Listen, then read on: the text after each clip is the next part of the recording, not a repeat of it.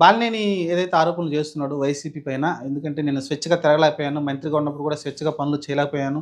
ఎమ్మెల్యేగా తర్వాత మంత్రి పదవి నుంచి తప్పుకున్న తర్వాత మళ్ళీ ఎమ్మెల్యే కూడా స్వేచ్ఛగా పని చేయలేకపోయాను. దానిలో ఎమ్మెల్యేలకి విలువ ఇవ్వరు. అలానే అధిష్టానం దగ్గర కూడా చేరనివ్వలేదు. అందుకే చాలా ఆరోపణలు చేశాడు జగన్మోహన్ రెడ్డి పైన అయితే బాలినేని. మనకు అదంతా తెలిసిందే. ఎందుకంటే బాలినేని మనకు తెలిసిందే ఒంగోలులో కొంచెం గట్టి పట్టున్న వ్యక్తి. ప్రకాశం మొత్తం మీద కూడా కొంచెం పర్లేదు స్ట్రాంగ్ క్యాండిడేట్ అతనైతే. కానీ అతనైతే మన రీసెంట్‌గా ఓడిపోవడం కూడా చూసాం.